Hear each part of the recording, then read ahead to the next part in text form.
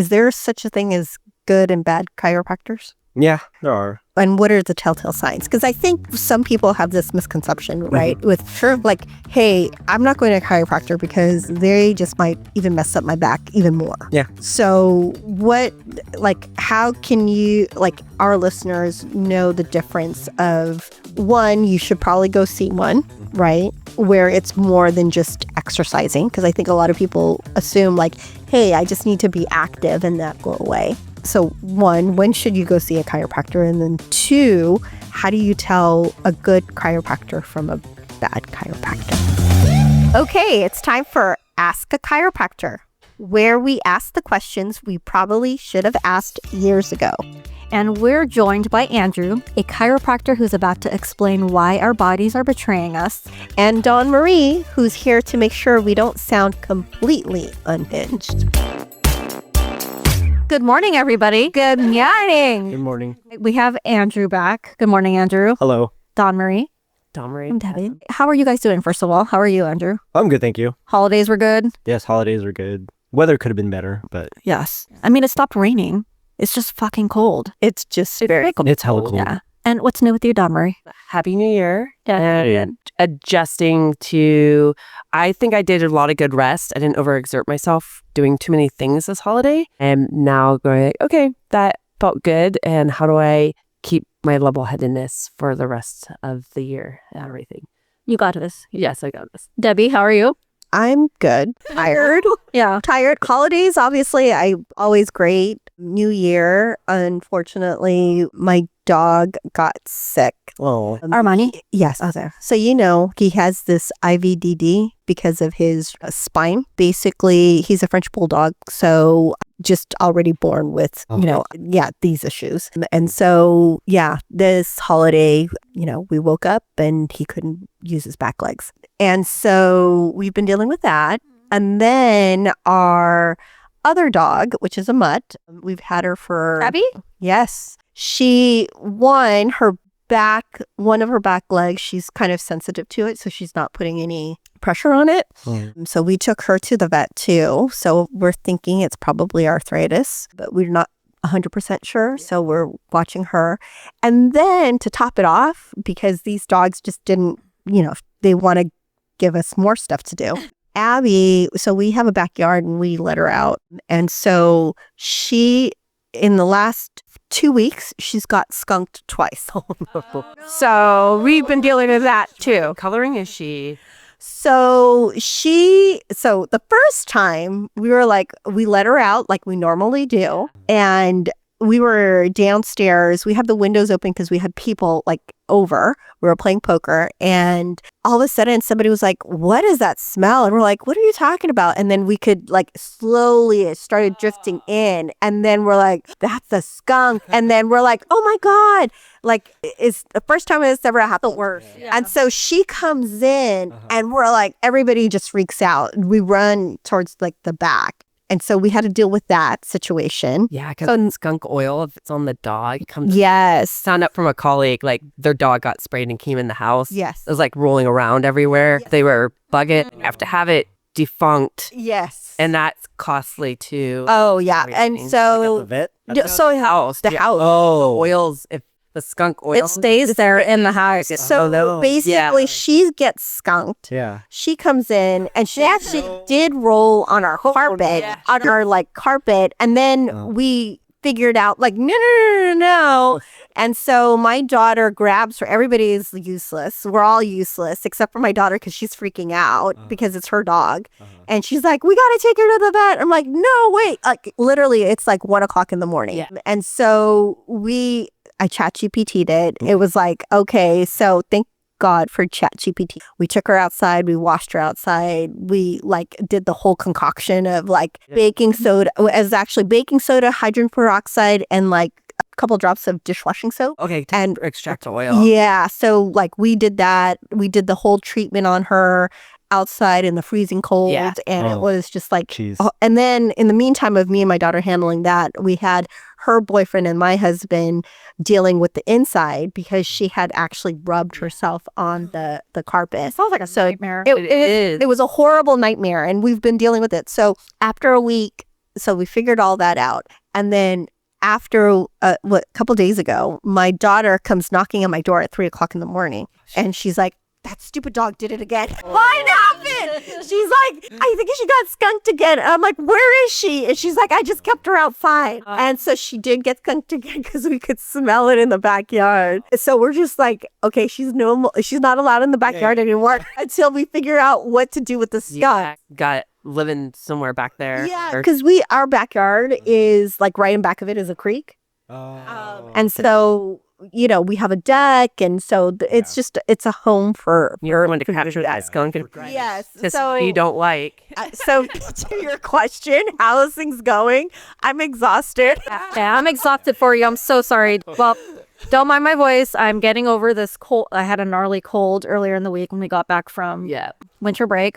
But for me, I went back to school, and I signed up. I don't know why. I signed up for 2 college courses for intercession classes. So basically intercession classes are 3 weeks long, but it's 16 weeks of work in 3 weeks. Yeah. So it's very condensed. Yes. Oh, yeah. So one of them is an intro to ethnic studies, which is one of my majors. The other is astronomy, intro to astronomy. Tell me why I thought I signed up for astronomy, because I'd be learning about horoscopes and like the stars. And I took the first quiz, and it's like, oh, can you calculate, you know, the light years from the sun to the moon? I'm like, what the fuck is this? Like, I was like, Not read the syllabus? no, I did it. She's like, this. Upper reads everybody. And the first thing on the syllabus was astronomy and astrology are 2 different things. So I'm trying to figure out if I should drop the course or if I should keep taking it, because right now I'm floating in a sea right now. Like, I'm trying very, very, very hard because I just need one science, and it's a science. Oh, well, is there anything else that speaks to you besides? I don't know what I was thinking. I was like, I may or may not drop it. I have a big test that's due at midnight tonight. So if I miserably fail that test, I'm just gonna drop the class. Okay. Do you get your money back? No. No, but it's that's right, because it's Evergreen Valley College. So you need to very immerse yourself in Neil deGrasse. Yeah, him, and immerse yourself. So guys, astronomy and astrology, just so you know, it's 2 different things. I thought I was going to be able to tell everyone's horoscope.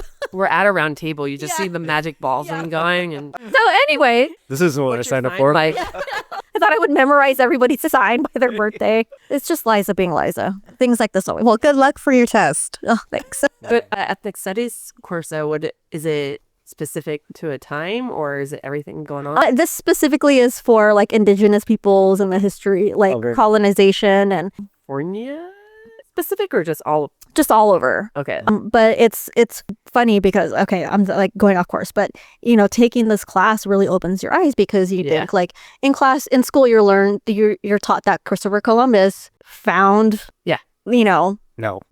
Yeah. America, right? The Americas, but no, the indigenous peoples did. Yeah. They were already here. Yeah. And then you learn about all these horrible things that happen, right? Like, Things are very crazy about, like, just because I planted a flag, this is mine. right. And make it So clear. there's no longer Christopher Columbus Day. no, it's indigenous peoples. Yeah. But if you like, you know, like go to Spain, they have monuments. They like Christopher Columbus and all that, right? But there's like so much behind it, and it makes you like think like, okay, Everything's about money, power. Exactly. Yeah. what are these kids being taught when really there's a bigger thing behind it, right? Because all the white guys wrote the history books, and Yeah. whoever wins the war writes the history books. Yeah. Yeah, it's very sad. It's very horrible. Like, it It is. makes me angry for sure. I The way that, agree. And then that you were and I'm angrier because astrology and astronomy. But yes, anyway, today our episode is Ask a Chiropractor, because our friend Andrew here is a chiropractor. Yay! So, and you own a chiropractic I do. office. Do you want to plug the name of your office? Yeah. So Okay. it's called Vertex Chiropractic and Sports Clinic. It's in Burlingame, California. So, how did you decide that you wanted to become a chiropractor? So this is actually my second career. I was in biotech before, and I did that for 5 years. Did you have to take astronomy? Well, I did Okay. physics though, and calculus. I don't even know how. Astronomy does require physics. Just a little bit of it, just so you know. Yeah. It sucks. It's like a different Oh my God, language. yeah. yeah. But yeah, no, I was basically in a lab for about 5 years. doing a bunch of R&D work, and the work was monotonous. Yeah. But like I loved, being around my coworkers. But at one point, like I just, there's a ceiling to where I was at, and I was like, I don't want to be doing this for the rest of my life. And so I thought about what I would like to do next, and I remembered having a good experience with a chiropractor when I was younger after like a car accident. And so I contacted him. Oh. And I was like, hey, like, it's been like decades since I've seen you, but I'm considering going into the profession. What do you think about that? And he told me a little bit more about the profession, and then he sort of led me to, he's like, you should try like, shadowing chiropractors before you decide going to school. And so that's what I did. I, went to a couple different chiropractors in my area, but I really was drawn to sports chiropractic because, as a younger kid, I played a lot of sports, and I've always just been, involved with any sort of sport really that there was. And I shadowed a few sports chiropractors, and I'm like, oh, I could see myself doing this, for the long term. And so now that's where I'm at now, and I'm happy. So your decision to do something else was based on interest, obviously. Yeah. Did other factors come into play? No, not necessarily. I just wanted to be happy for the rest of my life. I was making like good money, Yeah. in biotech. I did miss it when I went back to school. Yeah, I was gonna say the schooling for chiropractor is a lot, and then if you want to work on animals, it's like another 2-3 years to work on animals. And if you've ever seen anybody work on an animal chiropractor, I know it sounds a little hokey, but I didn't even know that was a thing. yeah, It is. Yeah, it is. Yeah. They like crack dogs and cats and stuff. So how much more schooling did you have to do to become a chiropractor on top of what? So that took about 3.25 years. Yeah. And did you do full-time school? I did full time. And so you stopped working, or you did that on top of working? I stopped working. Oh, Yeah.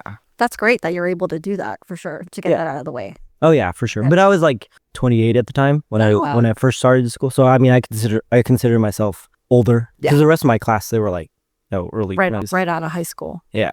And then how do you feel about touching everybody's bodies now and being around? Well, now I'm fine. Yeah. But like when I first got into chiro school, I was like, Scary, I would imagine, because it's not a cadaver that you're working on. Like they give you immediate feedback, and it's not like somebody can have, I don't know, you can't have hands on top of your hands to feel the person's body. And so you're working on each other as the students for a little while. And then exactly. you're touching, like you might be touching like a huge man and trying to figure out where. Yeah. I was like, I don't feel anything. And you're like, I can't find it. Well, I should ask you, what does a chiropractor do to the, in case people don't know what a chiropractor. So chiropractors are able to diagnose musculoskeletal injuries.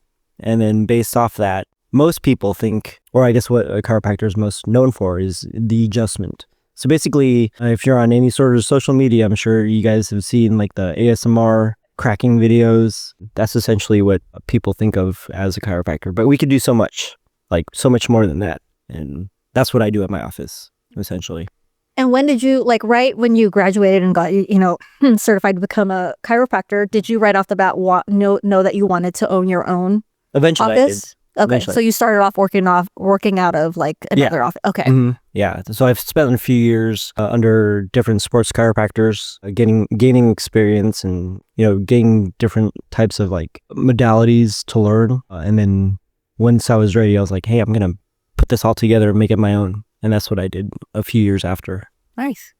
And then, so everybody with the cracking, and I think online, like sometimes they make it the noise sound louder than it actually is. Oh yeah, they use microphones. Yes, because when you're seeing somebody like get their neck cracked and everything, you're like, oh my God, I feel better, but it's like the huge pop. Yeah. I'm like, can't be good and not necessary.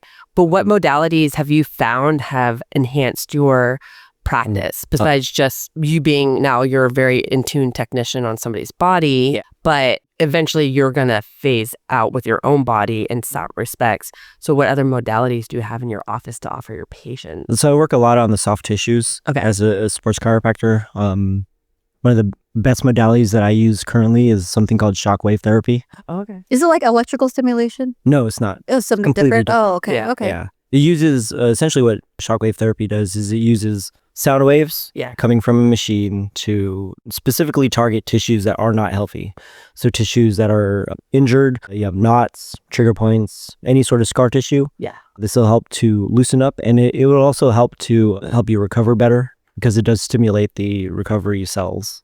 So is that on a bed, chair, or electrodes to certain spots? No, it's like a gun. Okay. Yeah. Oh, It's like a Theragun, which don't get the Theragun near your private parts. I've had a couple guy for like damaged stuff. Oh, Gosh.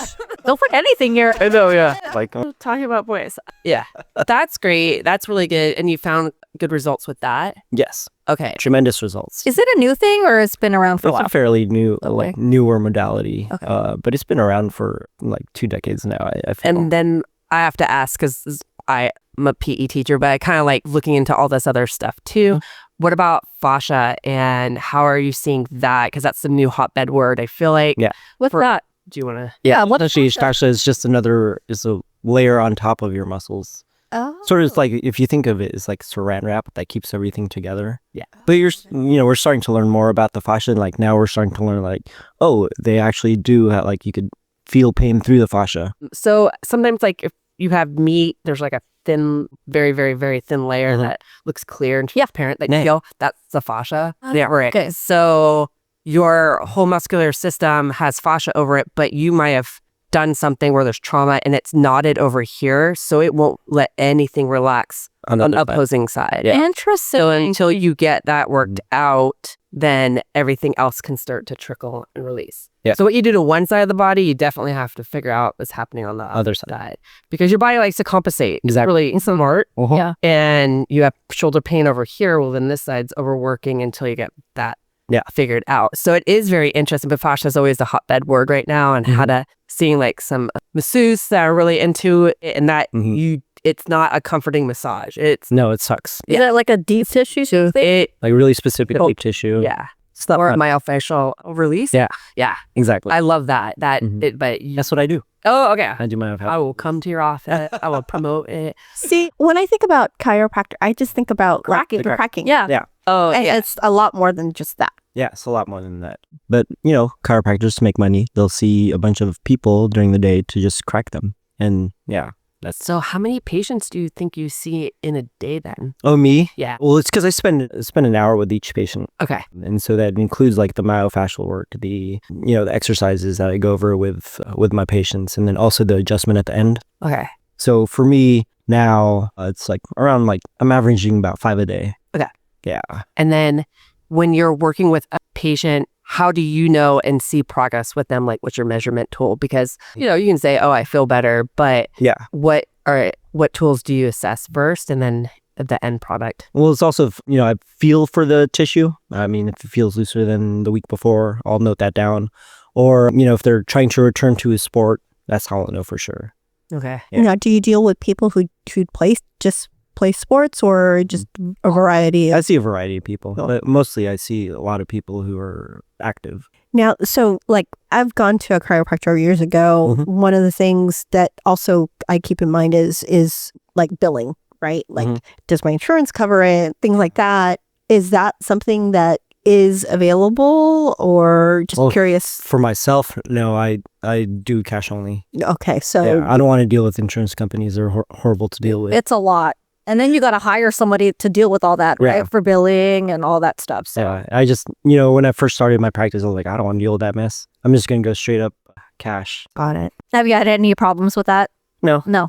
Okay. Yeah. And unfortunately, it's like, yeah, I mean, if you want to see me, either you can afford me or you can't. Yeah. Yeah. Do So you made have that to have decision upfront? Yeah. do you have to have a doctor's referral for someone to see you, or No. somebody could just go and see you? Someone can just come and see me. Yeah. That is one thing about chiropractors. Anybody can walk in and see. Is there ever a time you've had a funny story with somebody, or you're like, somebody did something, you're like, I was not expecting that? Well, I mean, Fart? yeah. Yeah, that's pretty common. I'd say, You're releasing pressure. yeah, especially when try to do the low back, a lot of people will fart, and But that's I'll just give them awkward look. Yeah, and just even know it's Do you plug your nose? I don't say anything or like I would imagine I that's don't judge expected, right? Like, I mean, it's part of like a side effect of whatever you're doing. and I go like, it happens all the time. Yeah. And then is there a certain age group you see coming to you? Because you're in Burlingame, Yeah. which is a certain area in my mind, up in the Bay Area of people. And there's a lot of older athletes now. Yes. And more female athletes for sure. Yeah. Is there any specialization or learning you've done for, I hate calling them a geriatric, but technically that is once you hit a certain age. Oh, yeah. That's us. That and female athletes. Oh, yes. They're a different physique as well. And the life changes have gone on with a female body and everything. So is there continuing education in those two arenas that you do? Or is that just... There is. You stick out? Okay. We have to take continuing education every year, at least 24 hours. And it really depends on the practitioner on what they want to, learn during that year. So should everybody go see a chiropractor? It really depends. His off. To be honest. What does it depend on? It depends on like what, that person's body is going through. So if you feel pain, does that okay, you should go see a chiropractor or If it's musculoskeletal pain, yeah. And pain's usually the last resort for the body to tell you that something's wrong. Yeah. Yeah. It usually comes first. It comes first through loss of range of motion or tightness. Yeah, just sometimes weakness and all that before pain. Pain's the last thing to come. No, because me personally, I'm like, oh, my back is always hurting, and I'm like, oh, I just need to stretch and da da da da da. So I'm thinking hey, it's on me to just kind of do that. But I think what I'm hearing from you is hey, your body's telling you something. You probably should go get seen. Because I think most people just kind of assume I'll rest. Yeah. No, don't rest. No. Well, what's one body part you think people neglect the most? The feet. Oh, yeah. Yeah. I agree with that. Because that's the new bad thing too. Yeah. Is little boards to stabilize your feet and increase your range of motion with your ankle. Yeah. Because I'm telling my kids, even as my students, not my kids, they are. But I'm now learning, no one taught me back a long time ago, but your range of motion with your ankles dictates your knees, your back, everything. And I'm feeling it now at my age, my range of motion for my knees and ankles isn't that great. And I'm you can't not just say you have to rest. You constantly have to keep them fluid and moving. And it's interesting when I'm trying to do stuff with my students in class, oh shit, some of you can't do that. We need to work on that because you can't lose it at 15. We need to keep this. And then your longevity as an athlete too, and your whole range of motion with your feet and being older too, just your mobility, that's so important to take care of them. Exactly. So what are specific exercises you do that people can do at home as an add-on bonus with seeing you with anything? So everyone should try this. Try to with both feet down on the floor, try to maneuver each toe independently from each other. Okay, I've seen that online. Yeah. A lot of people don't realize that, there's a bunch of muscles on the bottom of the foot. And, it all starts your stability starts from the bottom, starts from the ground up, literally. And, a lot of people have been, there's this whole group of people who are oh, we should go barefoot now. Yeah. Right. And so there are a bunch of barefoot type shoes out there. You can get them on Amazon. They don't look the best, they're not the most fashionable, but they do help out in terms of just providing more stability for your feet, for your body. So yeah, try doing that. Try also Filipinos know how to do this, but they know how to use their toes to pick up things. I never got that gift. So I should try. So try to, pick up a towel or something. Well, the Or toy. toe spacers. Yeah, we did a show about plantar fasciitis. Yes, and toe spacers. And then some of our athletic trainers, especially with our students, trying to bunch up a towel with your toe. Exactly. And I'm those are simple key things. And especially, I don't know anybody who can do all their toes. You might be able to. That's a cold party trick. Yeah, but to do all your toes, I'm how? No one tells you to do that ever. And so that would be really helpful because it is all your stability and balance. Exactly. And then, and to be able to control that. You should be able to. Yeah, because I always joke around when we do swimming, you can see everybody's feet. And then some of the girls who are point ballerinas, I'm they have the worst feet. They do. Their calf muscles are always turned on too. Yes. Was it because they're always on point? Yeah.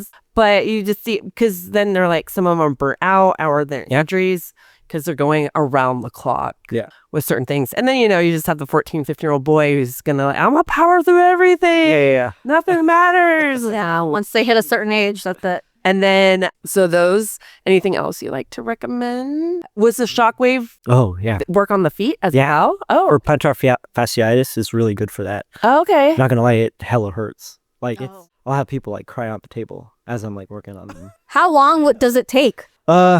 It's about 5 minutes Okay. for Let's each. just switch pain. Yeah, but it's like it's a shockwave therapy. It's that pain that you feel, the discomfort whenever you hit like a any sort of like With the injured tissue. Yeah. It feels really deep, so it can feel like it's going into the bone, Wow. which it's not. We should try that with the mics and see which one of us cries first. It'll probably be me. No? But no, it makes a lot of people. want to do it. But yeah, man, You guys do it. it helps to loosen up that tissues like so well. So after, so do you feel it right away? Yeah, Like, so right away. once after the 5 minutes, and then you're like, oh, Yeah. It's like, It's oh, like- it's not painful anymore. But like in order to see a more long-term difference with that, you have to come in more often to get more treatment. now what pain do people normalize that they really shouldn't? Just waking up with pain or waking up with like a headache shouldn't be normalized. Any pain where you're taking any sort of like painkillers for shouldn't be normalized. Good to know, because I wake up and I'm like, oh, my back hurts. Yeah. No, you're probably like your sleep position also It's a matters restless- too. Yeah. Can you tell from looking at any one of us who has bad posture? I know. I kind of straight. I kind of sat straight. I was just like, oh, Everyone's like correct. Yeah. Do you notice that about a lot of people? I do, but it's not. I'm not judging. Do I have bad posture? Do I have bad posture? No. And honestly, like posture is really subjective. Okay. You Yeah. notice probably when they're walking their gait. Yeah. Say yes. Oh, okay. Pick up a lot when you see people walking Yeah. to and from, or when they start to get into a stride of running or something. Yeah. You're Oh. gosh. Yeah. Yeah. I'll notice people, especially if they're like duck-footed. Yeah. Yeah. When they're like, they look like they're waddling. okay. What is that? What's dog footed? What Duck foot Or their or dog? feet are turned out. turn out? Turn out. Yeah. Okay. And they go, oh, Yeah. And so that's, tells me to look at the hips. Yeah. Oh. Yeah. Because the lower back pain, what do you think is common issue for that? Hip strength. Okay. Yeah. For lower back pain. Because a lot of times, I mean, it's all connected, right? Yeah. A lot of times if you have like, hips that don't, that aren't firing well, aren't working well, or just like, there's just some sort of dysfunction with them, it'll migrate to the lower back, to where your lower back is compensating. Yeah. So my husband, he does this all the time. He cracks his back Mhm. and he cracks his neck all Oh. the time. How does he And do he- it? Forcefully? Like Oh. he'll twist. Yeah. Yeah. He'll twist like this, Mhm. and he'll this, and I can totally hear it, like Mhm. all the popping. Yeah. And then he'll do his neck like this, Yeah. and then he'll pop it too. Like Yeah. he does it all the time, and I'm like, ooh, but he feels good after. Yeah. So This. he'll basically stand, and then he'll basically twist his body towards the back, and you could just hear all the popping. And then he'll Yeah. do it on the other side, and he'll twist again on the other side, and you'll feel it. And then his neck, he literally just goes like Goes this to the side. and like this. Yeah. Ear to shoulder. Yeah. Now, is that? And I was like, ooh, like Mhm. I know it feels good because I've done it too. Is that an okay thing to do? Yeah, or if shouldn't you're do just it? moving and you hear cracks, that's fine. But if you're like forcefully, like, going more, if you're like exceeding your normal range of motion to do that, then that's not, you could hurt yourself. So that's where you get like, muscle strains. Well, and that's what I worry about.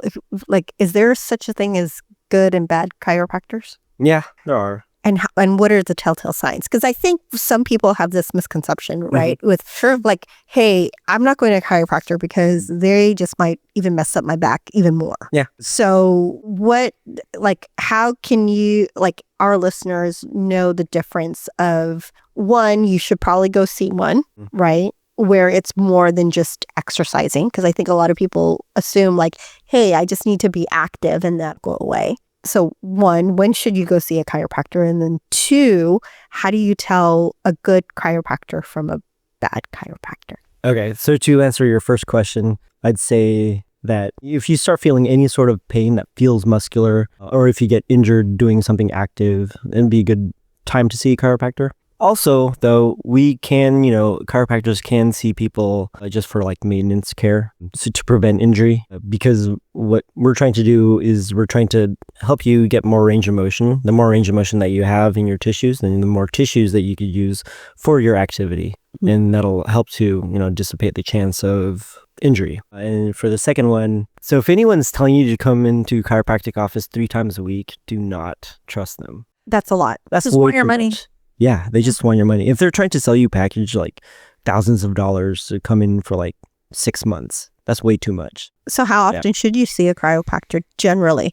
Obviously. Once a month Once a month? should suffice. Yeah, you don't have to come in like every other day. That's crazy. Or like even once a week? Yeah, I don't even like people who come into my office who are like, really injured. I don't even tell them to come in like more than once a week, Because there's a natural healing to your body that you have to give time for. and you can't keep adding because what I also do is myofascial work will give you a lot of trauma, like just external trauma, because you're trying to loosen up some tissues. But yeah, just doing that day after day, that's nothing's gonna heal. So be wary of a chiropractor who's trying to sell you a package Yeah, to come in more frequently. yeah. So that's kind of a telltale sign. And if they're just doing just the adjustments, that's not good. Like they should also be giving you like exercises to do. They should be educating you in terms of like how not to see them anymore, right? Or to see them less often. Yeah. You shouldn't depend on a chiropractor. Yeah. Right. It's most of I used to work in physical therapy. So a lot of it was the same.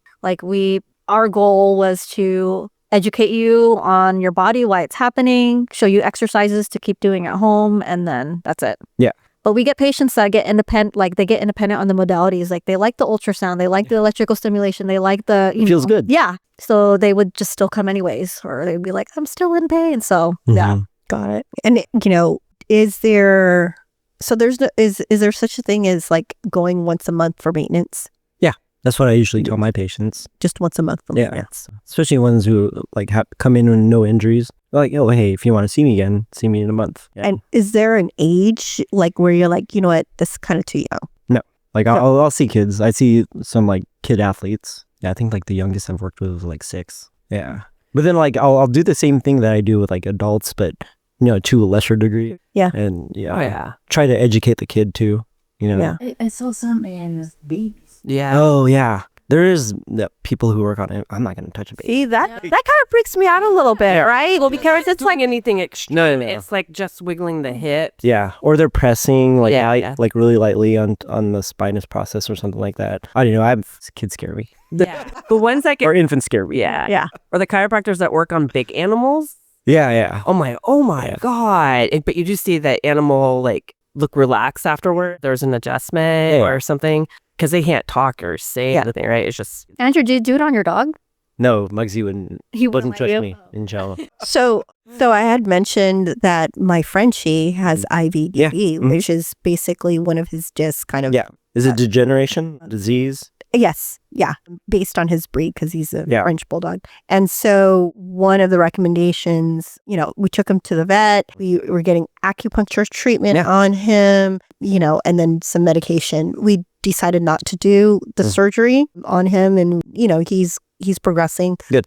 better, but not at 100%. He's on his 3rd week. So we also got a recommendation from another person about seeing a chiropractor for him, and that kind of helped their dog in regards to walking normal again. Yeah. We mentioned that to the vet, and the vet goes, based on kind of what she's saying, she actually doesn't recommend the chiropractor just because of the shock of so we're like, we obviously want him to get better, but I mean, it's just like one of those things where you're kind of like, and it's crazy to me actually to comprehend the fact that animals have like a neurologist, all these things. Pet psychic. Yes. It's like, and then to mention like a chiropractor. I was like, wow, that is just amazing to me how the pet care has evolved. Yeah, that's pretty awesome. Yeah, no, it is because they're like your babies, right? Well, not only babies, but your emotional support system. I think it's more that than saying it's an infant. I kind of freak out when people like, oh, it's my baby, but it's more of somebody's emotional codependent support system. Like their breathing and rhythmic, like cats purring, can calm somebody down, that vibration and stuff. So I think people get addicted to that kind of thing where it's a calming and relaxing thing. The petting, that's right, a stimming thing for a lot of people. Brushing, taking care of, like you're naturally a caretaker maybe. Your animals just love you. They don't love anyone else, they're very loyal creatures. So yes, super innocent. I mean, that's why people can fall in love with snakes or their reptiles or boy. Yeah. So you haven't decided to ever go work on animals? You're good. Humans are it. Yeah. And then is there anything you see that men repeatedly do as opposed to women?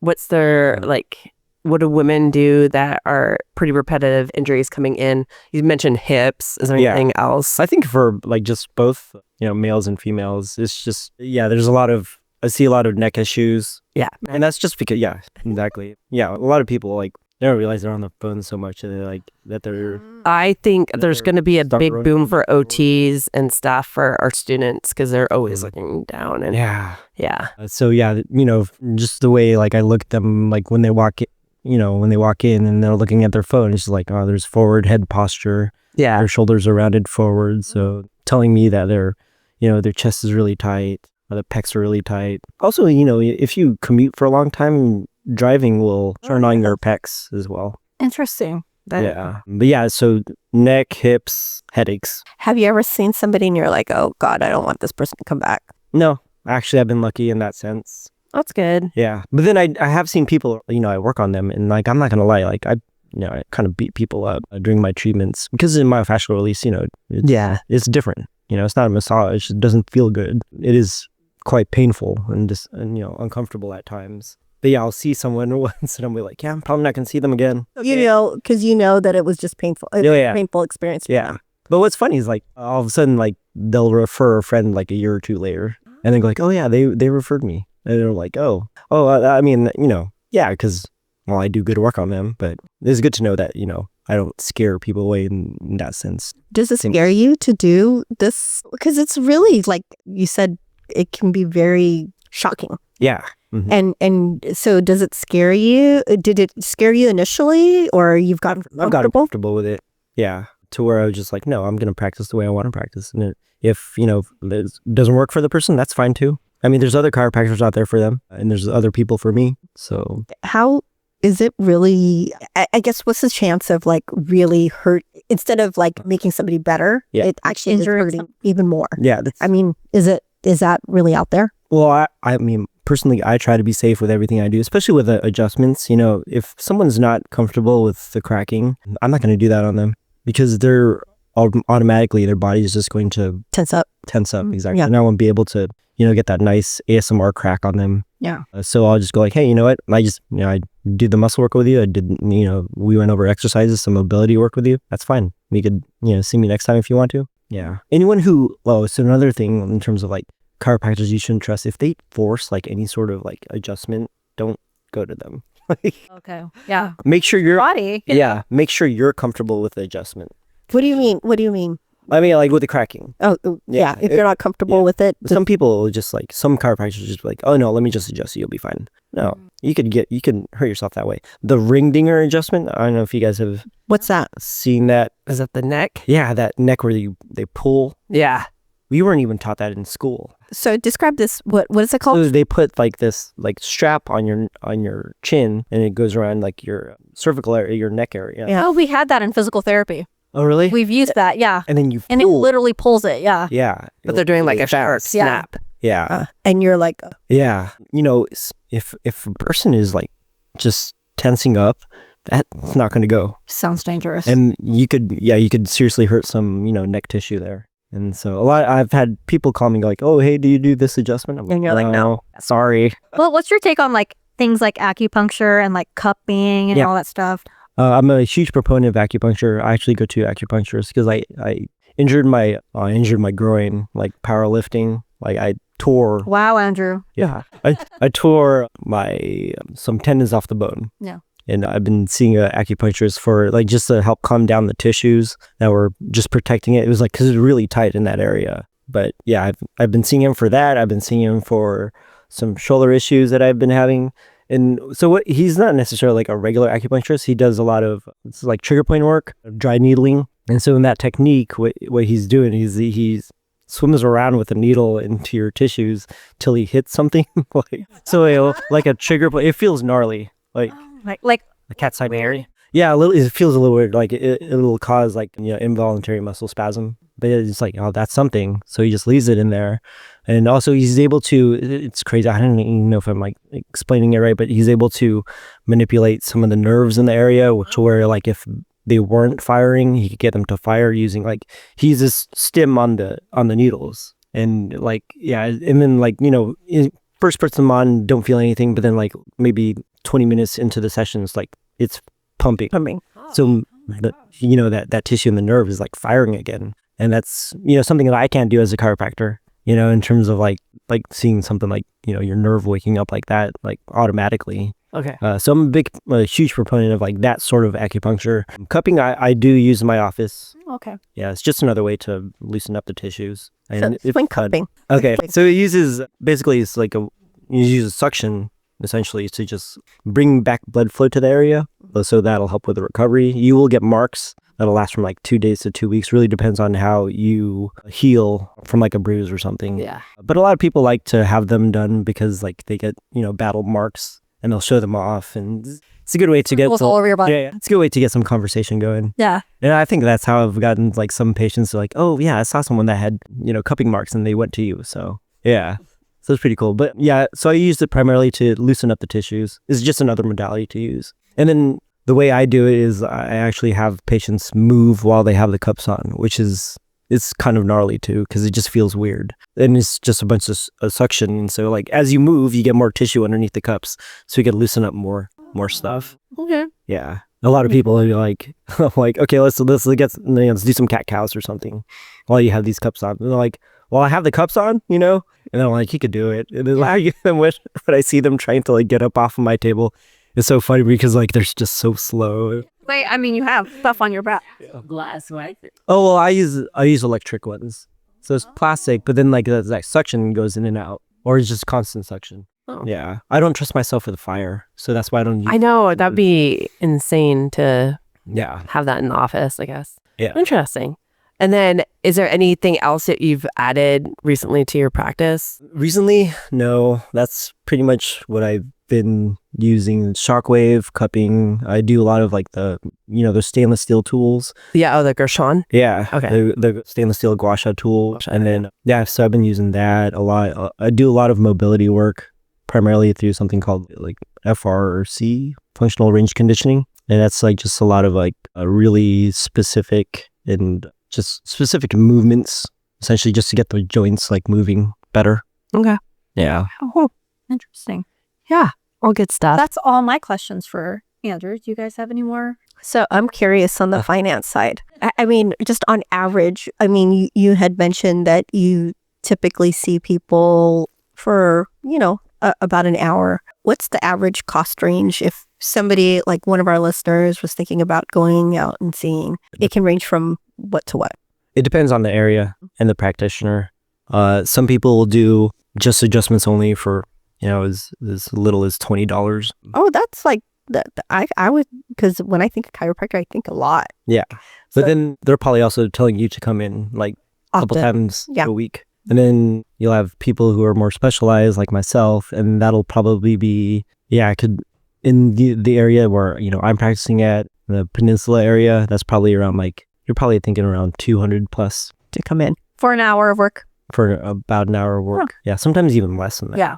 But I mean, for me to get everything done, that's what I do it in an hour, or try my best to do it in an hour. So I will. So just to comparable listeners, because some people might go, oh, that's like such a. So as I mentioned, my French bulldog doing acupuncture work, Okay. and it is a 10-minute time frame. I get charged $140. Yeah. For my bulldog, who, by the way, will not stay there for 10 minutes. Yeah. Oh yeah. And so like, Cool. and so in the beginning, because obviously he's kind of like, he can't move, he will stay for about maybe 8 minutes, but also because it's acupuncture, sometimes the needles come out. Oh. So like the vet will say, oh, okay, well, let's try. But after the third time, she's like, oh, I think you're good. And it's like 8 minutes. But now he's getting a little bit more mobile. So like it's even less. And I'm like, I'm paying $140. Yeah. For 10 minutes. So just listeners, just comparable, You're cheaper than your pet. Yes.